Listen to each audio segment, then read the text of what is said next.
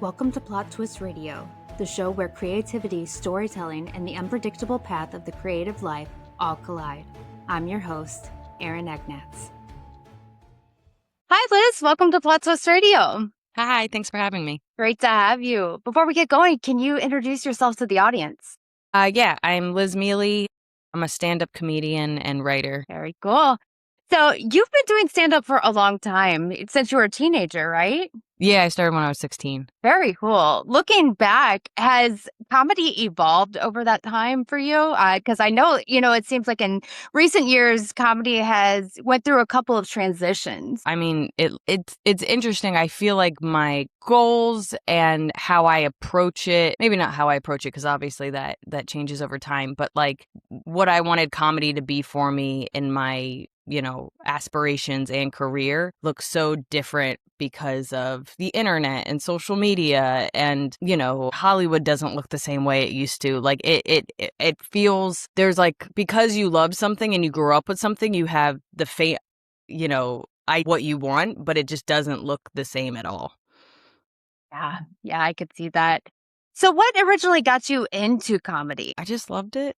I was probably 12, 13, and I always loved like funny movies. Like comedy was always like very big in my family, but when I discovered stand-up, I think because I'm one of 5 kids and I'm a middle child, and it's just, I can get all the attention and everybody has to pay attention to me. I think that really I was very drawn to that. And then I don't know, there's something about, I think my family was really sad, and to break the sad tension with laughter felt like such a gift. And so it just made me feel really special, not only in my family, but as I tried to do it for friends. And then, as a career, it just made me feel, it just was the best feeling. Sure, absolutely. As they say, laughter is the best medicine. It's my favorite genre. I've never been one of those that's into the super sappy romance or whatever. Give me a good comedy and I'm ready to go. I love it.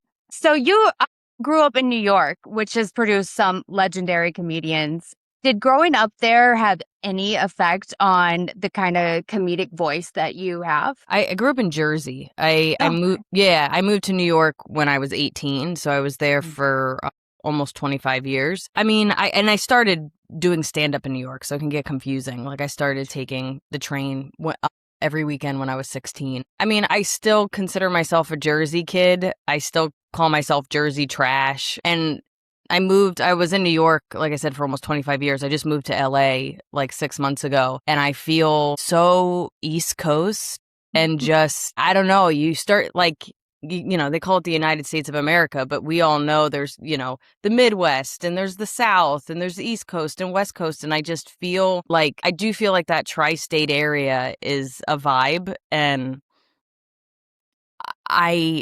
especially getting compared to how everybody is on the West Coast, I feel just like an anger that is not understood. And I think that's what people like in my comedy. And I do think I have a very, I'll have even people that'll come out in California. They'll be like, I grew up in Jersey. I grew up in New York. You remind me of my aunt. And it's just like, oh, she must be batshit crazy. But like, I can tell that upbringing is a part of my personality. And there's people that like it because that is who they are or reminds me of their family. But there's also people that like it because I'm almost like a character. Like they've seen movies of New Yorkers and they're like, I didn't know they cursed that much. Like, like it's that kind of thing. So I think the same way that where you live creates your accent, I think there is like my personality was very much shaped by New York and New Jersey. Yes. And you make a great point. I travel a lot with my job. And, if I'm in California, they're really chill and stuff. If I'm on the East Coast, it's go, go, go. If I'm in the South, it's everybody's friend. In the Midwest, we're just, leave me alone. So it's kind of one of those things. And that kind of leads me into my next question. Do you notice that audiences like different jokes depending on where you are better than other jokes? It's harder now because I have a fan base. Like when I was first starting and the audience predominantly didn't know who I was, I could see the audience be a little like pulled back by my aggressive way of approaching both life and my jokes because I yell on stage. I'm kind of very animated. there's a silliness about me, but there's also deep anger. And I allow myself to feel that on stage, while therapy has helped me feel it and deal with it healthier off stage. But this unrestrained version of myself is what I bring on stage. And I saw early on people pull back and not be into it. And I feel fortunate that I obviously changed who I was in the sense that there was parts of my personality that were obviously unhealthy and not making my relationships good. But I think in the comedic sense and in the being truly yourself and open on stage, it was important for me to continue to do that as well as possible and not hide it. And I feel really fortunate that now when I do shows, people, one, know what they're getting themselves into, and also know, I get messages all the time. People send me stuff they've seen online. And the biggest thing I see people say is when they meet me, they're like, she's so much nicer in person. Like, you know what I mean? Because I have this kind of angry, what the fuck are you doing kind of, disposition. And then when I get off stage, it's gone. You know what I mean? Unless you piss me off, Right. I am a nice person. So it is very interesting too, that I think I'm tapping into this part of people that either they are embarrassed, they are that angry, or they do relate to that. But I think all in all, most people are trying to be nice people. And so I feel fortunate now that most people see what I'm doing and they connect with it. Yeah, for sure. And as you said, your material often tackles relationships, life experiences, and whatnot. How do you decide which of those experiences are worth turning into a joke? You kind of know pretty quickly. I used to joke that I cry about it and then I write about it. Like, I have this old joke. It's still one of my favorites, where I was waiting in line at CVS and this older woman just was like, hey, can I just have a greeting card. Can I cut in front of you? And I was like, yeah, totally fine. But there was still like somebody checking out in front of us, and she keeps talking to me. You know what I mean? Like, I'm on my phone being like, sure, cut in front of me. I don't care. But now she's like, well, my best friend's mother just died, and, she's really sad, and it happened during the holidays. So, the holidays and I'm in my mind, I'm raging, where I'm like, I let you cut in front of, I've already been a good, you can't make me listen to you. That's not the favor. And I was like watching and I'm listening, I'm being nice. I'm praying to God someone calls her up front to check out. Cause I'm like, I'm a New Yorker. This is my alone time. Like, what do you mean? Like, and while she was checking out, I'm writing down my thoughts. Like, I could see that my rage, my level 0 to 10 rage about this small interaction is not okay, right? I didn't do it, but like in my heart, I was like, are you fucking kidding me? And that I now have a self-awareness that as it's happening, sometimes I'm writing it down. Or like I had an old breakup joke from a couple specials ago that I was deeply angry and upset, and I'm ranting to my best friend, and she's laughing because she loves the craziest version of me. And 3 days later, she's the one that called me up and was like,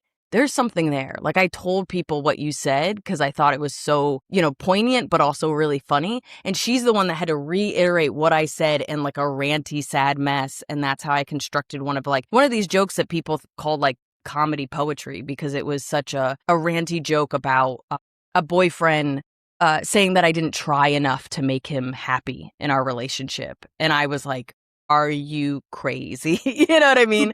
And it was me ranting about how much I tried to make him feel better, and he wouldn't let me in, and just how toxic that relationship was. So it's like, I think it's a mix. I think the longer you do this, you start to see yourself and what's ridiculous about yourself. And then there's also your community that goes, there's something there, right? And you go, oh, I was just feeling my feelings, but I didn't know.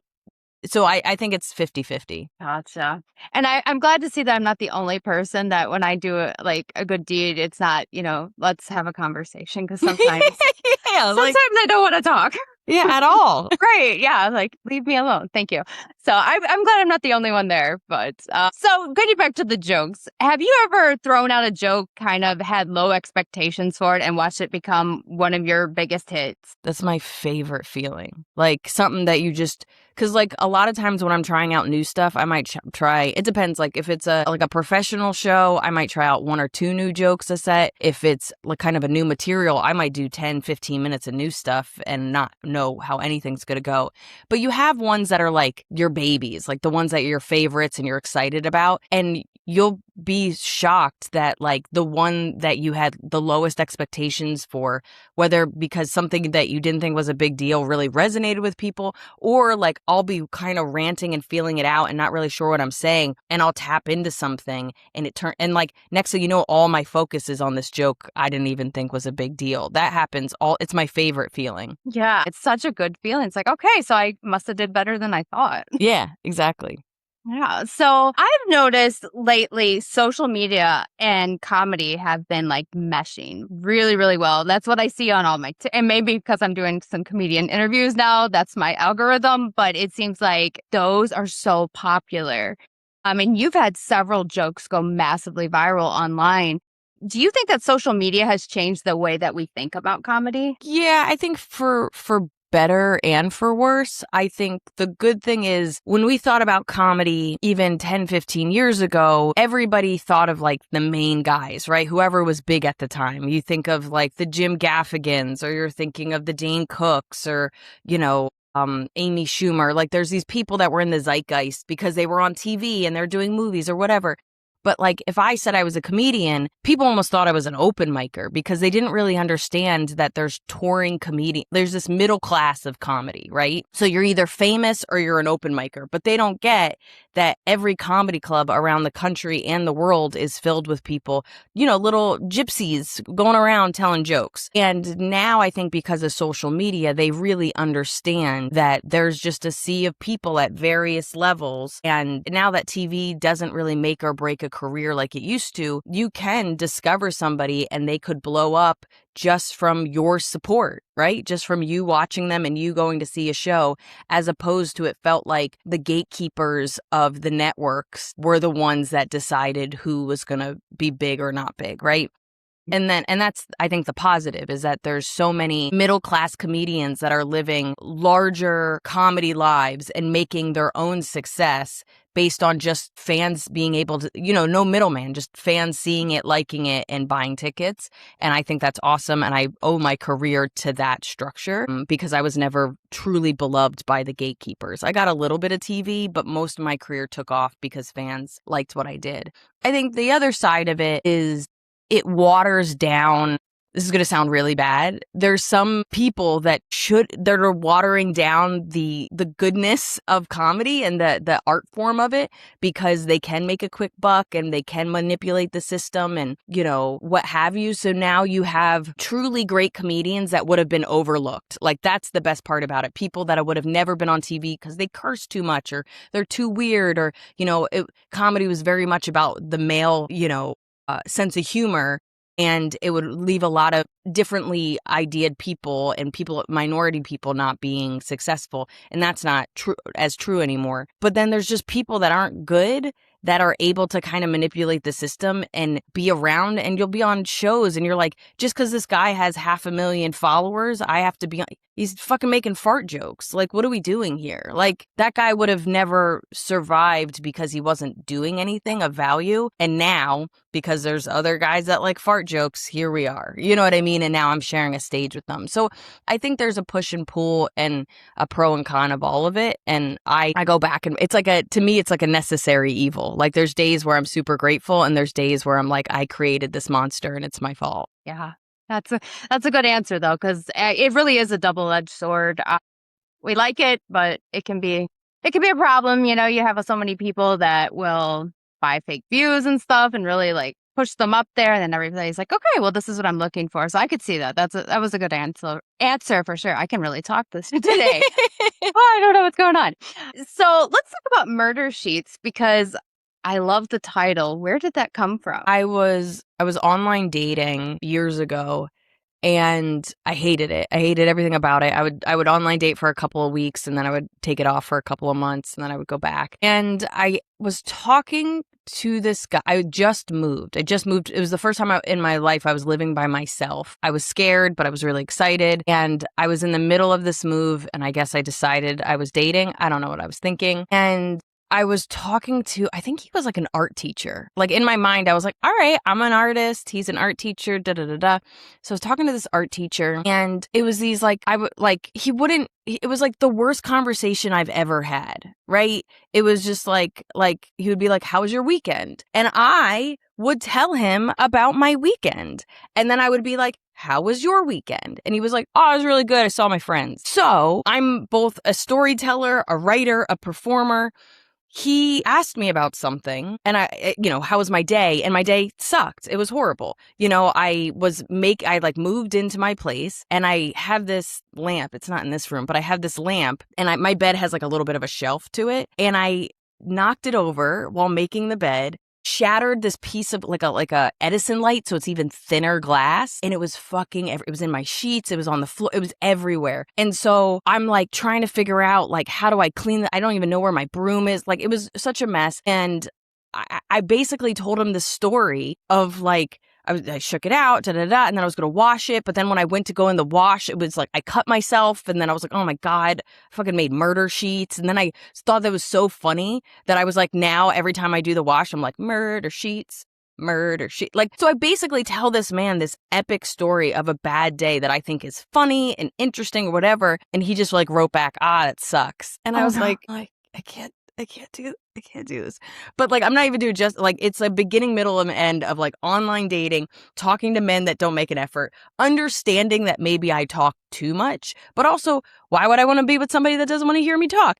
And then going through this whole epic, it's one of my favorite stories and jokes because it just exemplifies why I was single. And then fast forward, that joke is like done. I'm touring.